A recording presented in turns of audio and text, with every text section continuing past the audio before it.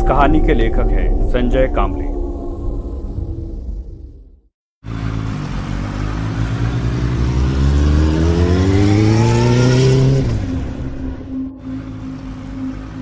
बहुत रात हो गई थी। नील बाइक से अपने घर जाने के लिए निकला। कुछ दिनों पहले ही उसे ये नई नौकरी लगी थी। कभी डे शिफ्ट कभी नाइट शिफ्ट करके वो बहुत थक जाता था। रात के करीब 1 बजे नील ऑफिस से निकला था। नाइट शिफ्ट से निकले बहुत सारे लोग उसे हाईवे की तरफ जाते हुए दिखे। नील भी उनमें शामिल हो गया, लेकिन हाईवे से उनके रास्ते अलग हो गए। सब लोग अपने अपने रास्ते चले गए। वो भी बाइक पर से निकला। कुछ ही देर में नील हाईवे पर आया। रात बहुत हो गई थी, इसलिए ट्रैफिक भी बहुत कम था। उसे अपने स्पीड में बिल्कुल कंट्रोल नहीं था। कभी कभार ही उसे सामने से कोई कार आती दिखती थी या फिर ओवरटेक करती थी।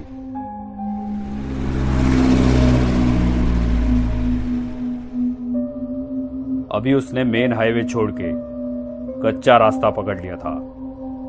वो रास्ता और भी सुनसान था। अभी बाइक के हेडलाइट में सिर्फ काला रास्ता दिख रहा था, बिल्कुल एक काले सांप की तरह। रात के अंधेरे में वो सन्नाटा बिल्कुल खौफनाक लग रहा था, लेकिन कोई चारा भी तो नहीं था। नौकरी चाहिए तो शिफ्ट में काम करना ही पड़ता है। वो अपने ही धुन में गाड़ी चला रहा था। रास्ता सुनसान होने के कारण नील रास्ते के बीच से गाड़ी चला रहा था। कुछ ही देर में उसका अकेलापन दूर हो गया। उसे पीछे से आती हुई गाड़ी का हॉर्न सुनाई दिया। उसने उस गाड़ी को साइड दी। कुछ ही समय में एक कपल बाइक पर से उसे ओवरटेक करके चला गया। शायद वो पति पत्नी थे। लेकिन एक बात नील के ध्यान में आई कि पीछे बैठी हुई औरत ने साड़ी पहनी थी और उसका पल्लू पीछे वाले पहिए से बिल्कुल नजदीक था। हवा के झोंके से वो कभी भी बाइक के पहिए में अटक सकता था, और अगर वो पल्लू अटक गया तो पता नहीं क्या अनर्थ हो सकता था। नील ने बाइक का स्पीड बढ़ाया और उस बाइक को ओवरटेक करते हुए कहा, बहन जी, आपका पल्लू पहिए में अटक सकता है। ऐसा कह के नील आगे निकल गया। नील के मन को एक राहत मिली कि मैंने किसी की मदद की, क्योंकि आजकल ऐसे वीडियोस कितने सोशल मीडिया पे आते रहते हैं कि एक लड़की बाइक पे बैठी है और उसका पल्लू बाइक के पहिए में अटक गया। दोनों गिर गए और जख्मी हो गए। ये सोच में नील था कि अचानक वही बाइक वाला फिर से निकल के आगे चला गया। लेकिन ये क्या, उसकी बीवी कहां गई? वो वहां नहीं थी। कहां गई होगी?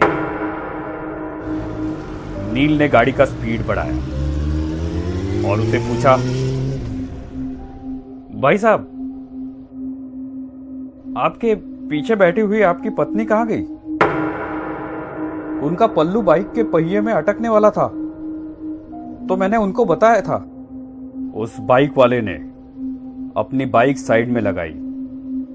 वैसे नील ने भी अपनी बाइक उसके साइड में लगाई। नील ने कहा, क्या हुआ भाई साहब, आपकी बीवी कहां है? वो पीछे ही तो बैठी थी ना। उस बाइक वाले का पूरा शरीर डर के मारे कपकपाने लगा। उसने कुछ नहीं कहा, सिर्फ अपनी डर भरी आंखों से पीछे मुड़ के देखा तो वो रास्ता और भी डरावना लग रहा था। नील ने उसे कहा, क्या हुआ, आप इतना डरे हुए क्यों हो? वो नील को देखते ही रह गया और फिर उसने पूछा, मेरे बाइक पर किससे बैठे देखा आपने?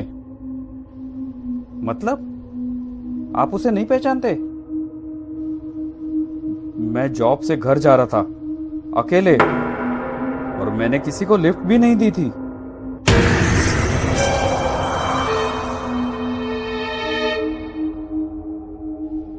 उसकी बातें सुन के नील के रोंगटे खड़े हो गए।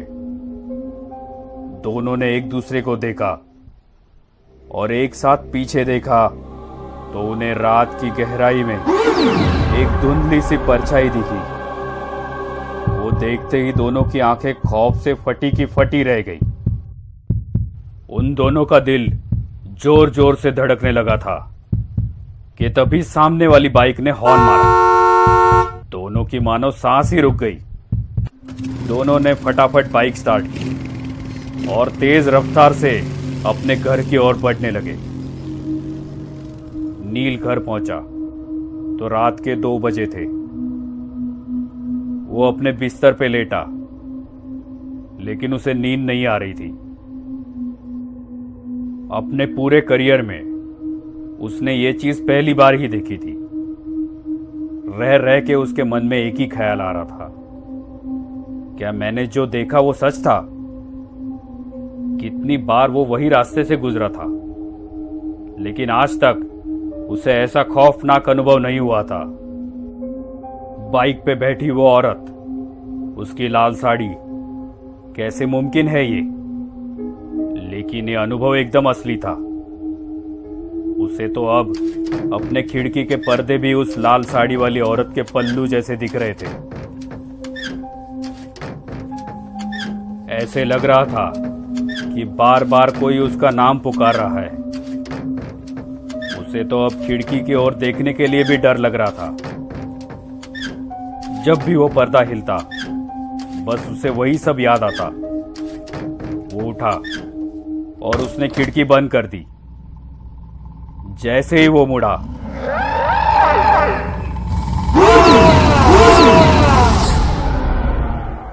उस औरत ने नील के ऊपर छलांग लगाई।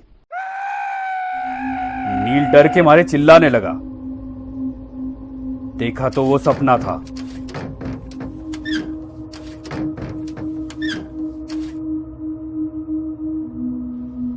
नील ने सोचा, मैं कुछ ज्यादा ही सोच रहा हूं, और सो गया। नील 2 दिन काम पे भी नहीं गया, लेकिन ऐसा वो कितने दिन तक करने वाला था। तीसरे दिन वो काम पे चला गया, लेकिन उसका ध्यान काम में नहीं था। बार बार वो घड़ी देख रहा था। 12:30 बज गए। शिफ्ट खत्म हो गई। वो अपने बाइक पे बैठा, लेकिन उसके पैर कांपने लगे थे। सोच सोच में वो कब हाईवे से निकल के कच्चे रास्ते पे आया, ये उसे पता ही नहीं चला। अब उसे ज्यादा डर लगने लगा था। उसे सब याद आने लगा कि पीछे से एक गाड़ी का हॉर्न सुनाई दिया। नील के रोंगटे खड़े हुए। क्या वो औरत फिर से उस आदमी के पीछे बैठी हुई होगी? क्या वो मुझे फिर से दिखेगी?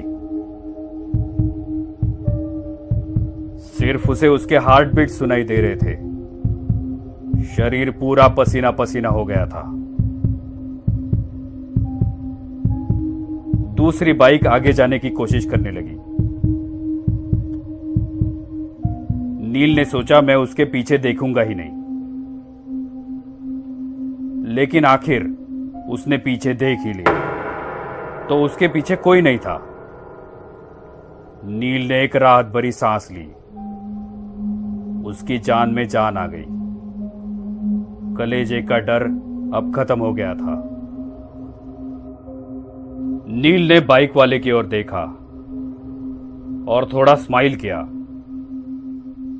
तो उस बाइक वाले ने अपने हेलमेट की कांच ऊपर की और बोला, बहन जी से कहिए उनका पल्लू पहिए में अटक सकता है।